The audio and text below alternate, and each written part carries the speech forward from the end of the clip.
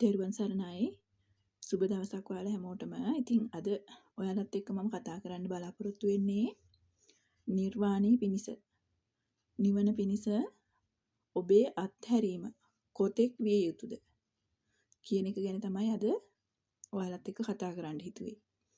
ඉතින් අපි මේ ධර්මයත් එක්කම ඉන්නකොට අපි දන්නවනේ කොච්චරක් මේ අත්හැරීම පුරුදු කරන්න කියලා අපිට අහන්න ලැබෙනවද කියලා. ඉතින් මේ අත්හැරීම කියන එක වැදගත් දෙයක් බව අපි දන්නවා. එතකොට ඔය අපි කරන දානමාන කටයුතු වලින් අපි දානයෙන් තමයි මේ අත්හැරීම පුරුදු කරන්නේ. දෙයක් අනිත් අයට දීලා ඒ ගැන තියෙන ආසාව අත්හැරලා තමන්ගේ හිතේ දේවල් ගැන තියෙන ආසාව අඩු කරන එක තමයි මේ දානයෙන් සිද්ධ වෙන්නේ. ඉතින් ඕක තමයි අත්හැරීම කියලා මේ ධර්මයේ පුරුදු කරන්නේ අපි. ඉතින් අද අපිට බොහොම දකින්න හම්බෙනවනේ අපේ මිනිස්සු කොච්චරක්නම් දානමාන කටයුතු සිද්ධ කරනවද, දන්සල් දෙනවද කියලා අපිට ගොඩාක් ඉතින් අපේ සමාජයේ ගොඩාක් දකින්න තියෙනවා. ඉතින් සහජයෙන්ම වගේ අපේ මිනිස්සුන්ගේ හිතවල මේ දෙන පුරුද්ද, කෙනෙක්ට උදව් කරන පුරුද්ද ඉබේටම වගේත් ගොඩාරියක් අය ළඟ තියෙන හොඳ පුරුද්දක්. ඉතින් අපි බලමු මේ අත්හැරීම. අපි දන්නවා අපේ බුදුරජාණන් වහන්සේගේ බෝසත් කාලෙත් විවිධ පාරමිතා පුරාගෙන එනවා. එතකොට ඒ පාරමිතාවලිනුත් දාන පාරමිතාව පුරපු ආත්ම භාවයන් ගැන. එතකොට අපි දන්නවා උන්වහන්සේ තමන්ගේ ළඟ තිබ්බ ධනය, වස්තුව විවිධ අවස්ථාවලදී දන් දෙනවා. ඒ විතරක් නෙවෙයි. තමන්ගේ දරුවෝ, තමන්ගේ බිරිඳ, තමන්ගේ ශරීර කොටස් වගේ දේවල් දන් දෙනවා. එතකොට තමන්ගේ ජීවිතය කියන්නේ තමන්ගේ හිස දන් දෙනවා කියලා කියන්නේ තමන්ගේ ජීවිතය පවා. එතකොට අර දහම්සොඬ කියන ඒ කතාවේදී අර එක දහම් පදයක් වෙනුවෙන් තමන්ගේ ජීවිතයම පූජා කරනවා. මේ ධර්ම එක ධර්ම කරුණක් ඇහෙනවා නම් එයාගේ ජීවිතේ පූජා කරනවා කියලා. එතකොට ඔය විදිහට තමයි බෝසත් චරිතය තුලත් මේ අත්හැරීම, දානය ගැන අපිට අහන්න දකින්න හම්බෙන්නේ. ඉතින් මම අද ඔයාලට කියලා දෙන්න සූදානමින් ඉන්නේ මේ ධර්ම මාර්ගයේ ප්‍රායෝගිකව යනකොට මේ දානය, මේ අත්හැරීම මොන විදිහටද අපිට අත්දකින්න හම්බෙන්නේ මේ අත්හැරීමේ ප්‍රයෝජනේ. ඒකේ තියෙන උදව්ව නිවනට මේ අත්හැරීමේ තියෙන උදව්ව මොන වගේද කියලා. ඉතින් මේක පැහැදිලි කරන්න මම දන්න වෙන දෙයක් නැති නිසා මම මගේ ජීවිතේ මේ අත්හැරීම මට උපකාරී වුණේ කොහොමද කියන ඒ සිදුවීම තමයි අරගෙන ඔයාලට මේක විස්තර කරලා දෙන්න අද හිතුවේ. ඉතින් ඒක නිසා අපි බලමු මේක කොහොමද අපේ ජීවිතයට ප්‍රායෝගිකව එකතු වෙන්නේ කියලා. ඉතින් මේ ධර්ම මාර්ගයේ ක්‍රමක්‍රමයෙන් අපි පුරුදු කරගෙන යනකොට අපි දානය, සීලය, භාවනාව කියන මේ තුනම ප්‍රගුණ කළ යුතු දේවල්. එතකොට සීලය සහ භාවනාව ගැන ඒ දෙක ගැන මම ඔයාලට වෙන දවසක වෙනම පැහැදිලි කිරීමක් කරනවා. මේ සීලය සහ භාවනාව කොහොමද මේ නිවන පිණිස මේ අපි ප්‍රායෝගිකව කොහොමද ඒක වැදගත් වෙන්නේ කියලා. ඉතින් අද කියන්නේ දානය ගැන, මේ අත්හැරීම ගැන. ඉතින් මේ සීලයත් අපේ භාවනාවත් සීලය බොහෝ දුරට සම්පූර්ණ වේගෙන එනකොට අපි ඒත් එක්ක මේක මේ ඉබේම මේ කෙරෙන්න පටන් ගත්තාම අපි මේ නිවන් මාර්ගයේ යන්න පටන් ගත්තාම සත්‍ය ගවේෂණය කරන්න පටන් ගත්තාම අපේ සීලය බොහෝ දුරට අපි උපරිමයෙන් සිල්වත් වෙන්න පටන් ගන්නවා. ඒක උපරිමයටම රැකෙනවා. ඒ වගේම තමයි මේ අත්හැරීමත් කිසි දෙයකට ආස නැති ගතියක්. මොකද මේ නිවන් මාර්ගයට හැරෙන්නෙම බොහෝ වෙලාවට මේ දේවල් වල තියෙන අනිත්‍ය ස්වභාවය මේ වගේ ඇති පළක් නැහැ කියලා හිතන අයනි මේ මාර්ගයට වැටෙන්නේ බොහෝ විට. දේවල් ගැන ආසාවෙන් එහෙම එකතු කර කර යන කට්ටිය නෙවෙයි බොහෝ දුරට මේ ආධ්‍යාත්මික මාර්ගයේ ඉන්නේ. බොහෝ දුරට ගොඩාක් දේවල් හිතින් අත්හැරුණු මේ වගේ ඇති දෙයක් නැහැ. මේව හැමදේම අනිත්‍යයි කියලා තේරිච්ච අය. අර අපි දුන්නු හැම වටිනාකමක්ම හැම දෙයකටම දුන්නු වටිනාකම් හැම දෙයක්ම නැති වේගන යන වටපිටාවක්. ඒ වගේ මානසික තත්වයකදී තමයි අපි ඉතින් මේ මාර්ගයේ හැසිරෙන්නේ. එතකොට ඔහොම යන අතරේ අපි ඉබේටම වගේ මේ සීලය දානය දෙක සම්පූර්ණ වෙනකොට අපි ඉබේටම වගේ අත තියනවා භාවනාවට. භාවනාවට යොමු වෙනවා. ඉතින් මට නම් මේ දානය කියන එක අත්විඳින්න උනේත් මේ භාවනාව තුලදීම තමයි. ඉතින් ඉස්සර මේ භාවනාව පටන් ගන්න මුල්ම කාලේ භාවනාවට ඉඳගත්තාම ඉතින් මට බොහෝ වෙලාවට දැනෙන්නේ භාවනාව වැඩෙන්නේ නැති හැඩයක් තමයි තියෙන්නේ. මේ ඔහේ ඉඳන් ඉන්නවා විතරයි. ඉතින් මේ හිත පාලනය කරගන්නම බෑ කොහොමටවත්ම. එහෙ යනවා මෙහෙ යනවා සිතුවිලි අතීතයට යනවා අනාගතයට යනවා. කරන්න තියෙන වැඩ මතක් වෙනවා. ඒ වගේ හරි කලබලකාරී හිතක් තමයි ඉතින් මේ අපිට තියෙන්නේ. ඒක දැනගන්නත් භාවනාවට වාඩි වෙන්න ඕනේ. එතකොට තමයි ඒකත් තේරෙන්නේ. කියන්නේ පාලනය කරගන්න බැරි මනසක් තමයි මට තියෙන්නේ කියලා. තේරෙන්නේ එතකොට තමයි. ඉතින් ඔය විදිහට යන අතරේ බොහෝ කාලයක් මේ භාවනාව වැඩෙන්නේ නැතුවම ඉඳගෙන ඉන්නව විතරයි. හිත දිහා වෙලාවකට ඉතින් හිත දිහා බලාගෙන ඉන්නවා මේ මොනවාද මට එන සිතුවිලි කියලා බලාගෙන ඉන්නවා. ඉතින් ඔහොම සෑහෙන කාලයක් ගියා මේ හිත ගැන තේරුම් ගන්න. ඒ කියන්නේ මේක මට පාලනය කරන්න නම් විදිහක් නැහැ. ඒක එහෙම යනවමයි. ඉතින් ඔය හිත දිහා බලාගෙන ඉන්න විතරයි මට සිද්ධ වුනේ මේ. මේක පාලනය කරන්න මට බෑ. ඉතින් ඔහොම ටිකෙන් ටික භාවනාව තුළ ඉන්නකොට දැන් මේ කාලයක් ආව ඇත්තටම පොඩි කලකිරීමකුත් ආපු. මොකද මේ මම මෙච්චර කාලයක් දැන් මේ ඉඳගෙන ඉන්නවා භාවනාව වෙනුවෙන්. නමුත් භාවනාව වැඩෙන්නේ නැහැ කියලා හිතෙන වෙලාවල් තිබුණා. ඉතින් සෑහෙන කාලයක් පුරුදු කරනකොට තමයි මට මේ මගේ හිතේ ස්වභාවය මටම අඳුර ගන්න පුළුවන් වුණේ. එතකොට භාවනාවට ආසාවෙන් අර ලොකු පීඩනයක් නැහැ හිතත් එක්ක පොර බදන්නේ නැතුව හිත දිහා බලාගෙන ඉන්න පුරුදු වුණාම මේ භාවනාවේ මොකක් හරි රසයක් තියෙන බව මේකේ සතුටක් තියෙනවා මේ භාවනාව තුළ වගේ දැනෙන්න පටන් ගත්තට පස්සේ තමයි ඔන්න හිත ටික ටික මේ භාවනාවට මේ අවනත කරගන්න මට පුළුවන් වුණේ. ඉතින් ඔහොම ඉන්න අතරේ භාවනාව ක්‍රමයෙන් වැඩෙනකොට ඇත්තටම දැනෙන්නේ යම් අවස්ථාවක් එනවා මේ මගේ ශරීරයවත් මමවත් නැති තත්ත්වයක්. එතකොට මේ ශරීරේ නොදැනී යන අවස්ථාවක් වගේම මේ මම කියන මේ ඇත්තටම මට ඉතින් දැනෙන්නේ මේ ජීවිතේ නැති වෙන්න යනවා වගේ තමයි දැනෙන්නේ. මේ මම මැරෙන්න යනවා වගේ අවස්ථාවක් දැනෙනවා. මේ මම නැති වෙන්න යන එකක්. මේ ඒ වගේ එකක් දැනෙනවා මේ භාවනාව තුළදී. ඉතින් ලොකු බයක් හට ගන්නවා මේ වෙලාවේදී. දැන් මම මේ මැරෙන්න තමයි යන්නේ කියලා හිතෙනවා. මොකද මේ අපේ මනස හැදිලා තියෙන්නේ මේ විදිහට තමයි. අපි දේවල් හිතන්නේ නැතුව මොකද මේ සිතුවිලිත් එක්කම මේ පොරබදමින් ඉන්න මනස එහෙම අයා ඉන්න මනස අපි මොනවත් කල්පනා නොකරනකොට අපි සිතුවිලි වලට අපේ අවධානය නොදෙනකොට අපේ මොළය තේරුම් ගන්න. අපේ මනස තේරුම් ගන්නේ අපිට මොකක් හරි ප්‍රශ්නයක් වෙන්න ඇති. එතකොට එයා වහාම පණිවිඩය වෙනවා ඔයා මරණයට තමයි දැන් මේ මූණ දෙන්න යන්නේ. එහෙනම් මේ මොකක් හරි ප්‍රශ්නයක් මේ ශරීරයට කියලා මහා කලබලයක් ඇති කරනවා අස්සේ. බයක් ඇති කරනවා. එතකොට මටත් ඔය අත්දැකීම බොහෝම සාමාන්‍යයෙන් මම උදේට තමයි භාවනා කරන්නේ ඒ දවස්වල. එතකොට මෙහෙම දැනිලා බොහෝ වාර ගානක් මේ භාවනාව මම නතර කරා. මොකද මේ දැනුණු මරණ බය නිසා. මේ මම නැති වෙන්න යනවා කියන ඒ දැනීම නිසා.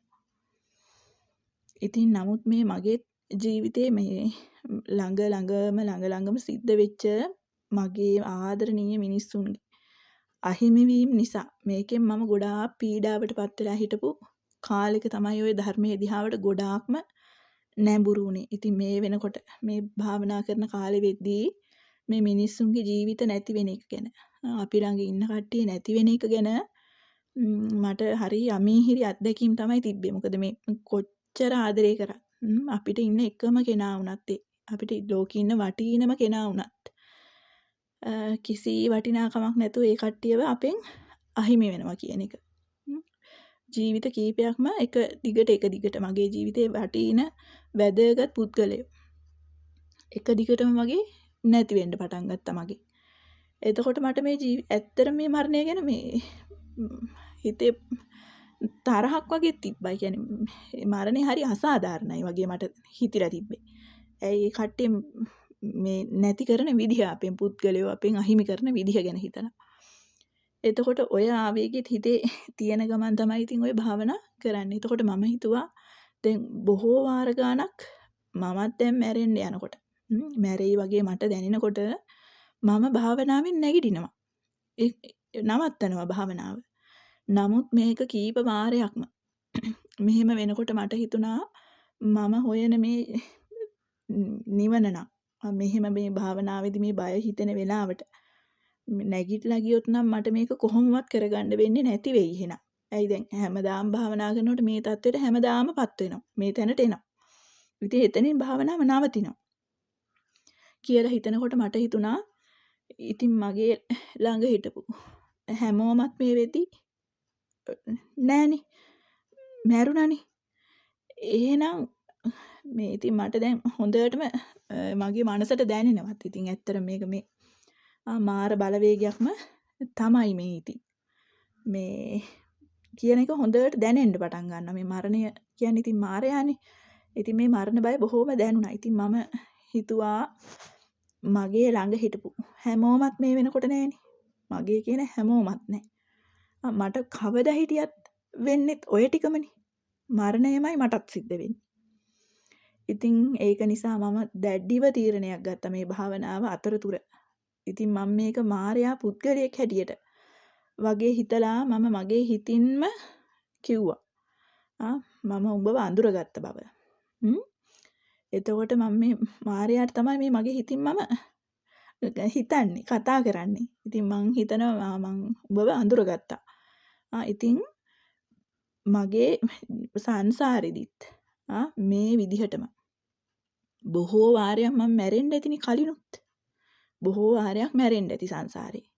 ඒ වගේමයි මගේ දැන් මේ ජීවිතෙත්. මගේ ළඟ හිටපු වටින ජීවිත ඔක්කොම දැන් මේ මායයට බිලි වෙලත් ඉවරයි. එහෙනම් දැන් මම භාවනා කරත් නැතත් කොහොමත් මම මේ ජීවිතෙත් මැරෙනවනේ. එහෙනම් මම දැඩිව අදිෂ්ඨාන කරලා මම හිතුවා දැන් මායя පුද්ගලෙක් විදිහට හිතලා මම කියනවා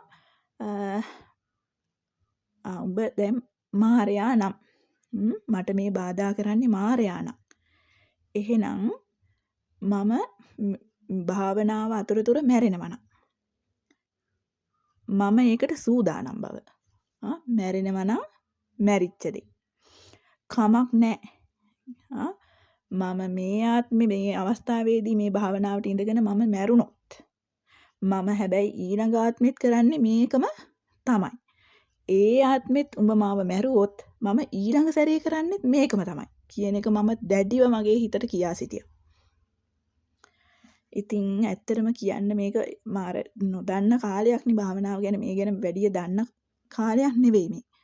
ඉතින් මේක මහා පුදුම හිතෙන දෙයක්. ඇත්තටම මම මරණයට සූදානම් වුණාට පස්සේ හරි කමක් නැහැ. එහෙනම් හරි ජීවිතේ ඒ වෙනුවෙන් පූජා කරන්න අත්හරින්න. මේ වෙනුවෙන් ජීවිතේ අත්හරින්න මම කැමති කියලා හිතුවට පස්සේ තමයි මට අවශ්‍ය වෙලා තිබ්බ මේ ධර්මය අවබෝධ වුණේ. ඉතින් ඒක මට මහා පුදුමයක් වුණා. එතකොට තමයි දැනගත්තේ මේක මට තිබ්බ පරීක්ෂාවක්. ඇත්තටම මේ මට නිර්වාණය ඕනි නම් මම මගේ ජීවිතේ උනත් කැප කරනවද? මට එච්චර මේක ඕනිද කියන එක විශ්වයේ මාව පරීක්ෂාවට ලක් කිරීමක් කියලා මට පස්සේ තමයි තේරුනේ. ඉතින් අපි ඒ විදිහට හිතලා මේ ජීවිතේ හරි ඕනේ නැහැ කියලා අත්හරින එක ෂණයකින් ඒ අත්හරිනා මැරිද්දෙන් කියලා අත්හරින එක ෂණයකින් නැවතත් ආර්ය භූමියේ උපදිනවා අපි. මේ ජීවිතේ අත්හරිනවත් සමගම. ඉතින් ඒක ජීවිතයේ ආශ්චර්යමත් අත්දැකීමක්. ඉතින් ඒක නිසා ආර අපි කතාවක් තියෙනවනේ මිනිස්සු දිව්‍ය ලෝකේ උපදින්නත් ඕනි. නමුත් මැරෙන්නත් බෑ. කියලා. ඉතින් දිව්‍ය ලෝකේ යන්න නම් අපි මරණය පිළිගන්නම වෙනවා. ඊට පස්සේ තමයි අපිට දිව්‍ය ලෝකේ යන්න වෙන්නේ. ඉතින් මේ නිවනත් ඔය විදිහමයි. අපි මේ ජීවිතය අත්හරින්න ඕනි. මේ උපත අත්හැරියොත් තමයි නැවතත් බුදුන්ගේ භූමියේ උපදින්න පුළුවන් වෙන්නේ. මේ නිවන අවබෝධ කරගන්න පුළුවන් වෙන්නේ. කියන එක තමයි මගේ ජීවිතයේ අත්දැකීම. ඉතින් ඔයාලටත් ඕක එදා විතරක් නෙවෙයි. ඉතින් මේ බෝසත් චරිතය තුලින් අපි දකිනවනේ උන්වහන්සේ කොච්චරක්නම් මේ අත්හැරීම පුරුදු කරාද කියලා. තමන්ගේ ළඟ ඉන්න හැමෝම අත්හැරියා, තමන්ගේ ජීවිතය අත්හැරියා. ඒ වගේම තමයි අද මේ සත්‍ය සොයාගෙන යන ගමනෙත් කෙලවර මරණය හරහාම තමයි ওই නිවන අවබෝධ කරගන්න තියෙන්නේ. මේ ජීවිතයේ දෙක වෙලා නිවනේ අවශ්‍යතාවයේ එක වෙච්ච දවසට තමයි අපිට ওই ධර්මයේ හම්බෙන්නේ. ওই නිවන් තලයේ දකින්න පුළුවන් වෙන්නේ. ඉතින් ඔය අවස්ථාවෙන් පස්සේ තමයි මම දැනගත්තේ අපි මේ දන් දීම විදිහට අත්හැරීම විදිහට ජීවිතේ මේ කරගෙන යන මේ දේ මොන විදිහටද අවසාන මොහොතේදී අපිට කරන්න වෙන්නේ කියලා. ඉතින් අපි ඔය කරගෙන යන දාණය, අපි කරගෙන යන අත්හැරීම දවසක ඔයාලට ඕකේ අවසාන හරිය තමයි මේ නිවන පිණිස මේ ජීවිතය අත්හරින්න වෙනවා.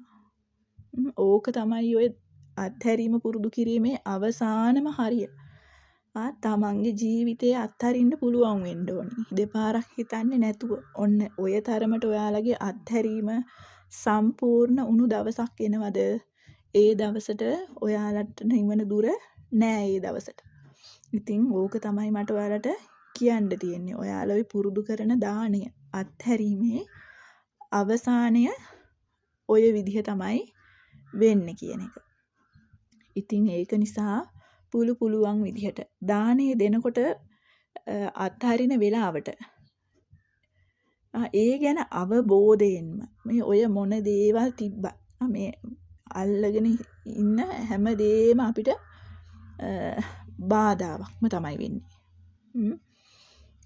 ඉතින් ඔය කොච්චර මොන දේවල් අල්ලගෙන හිටියත් ඇත්තටම වැඩකුත් නෑ මේ ජීවිතයේ පවා. ඇත්තටම යම් මොහොතක කොයි වෙලේ හරි ඕක මොන විදිහට නඩත්තු කරත් අත්හරින්නම වෙනවා. අනිත් පරිස්සම් කරන හැම දෙයකුත් ඒ විදිහම තමයි. අපිට අපේ දරුවෝ, අපේ දේපල ඔය කොයි දේ අත්හරින්නම වෙනවා. මොකද ඒ වගේ ස්වභාවයෙන්ම විනාශ වෙන ස්වභාවයෙන්ම තමයි ඒක තියෙන්නෙම. ඉතින් ඒක නිසා ඒ බව දැනගෙන ඔය දාන කටයුතු අත්හැරීම පුරුදු කිරීම ඔයකත් මතකයේ තියාගෙනම හිමීට පුරුදු කරන්නයි තියෙන්නේ. ඉතින් දානේ ගොඩාක් අද දෙනවා, අත්හැරීම කරනවා. ඉතින් මේ කොයි තරම දක්වාද මේක ඔයාලා පුරුදු කරන්න ඕනි කියන එක පොඩ්ඩක් ඔයාලට මතක් කිරීම පිණිස තමයි අද මේ වීඩියෝ එක කරේ. ඉතින් අද දේශනාව අවසන් කිරීම පිණිස අවසාන වශයෙන් මට කියන්න තියෙන්නේ ඉතින් මිනිසුන්ගේ මේ දුක්ඛිත භයානක සංසාර ගමන කෙලවර කිරීම පිණිස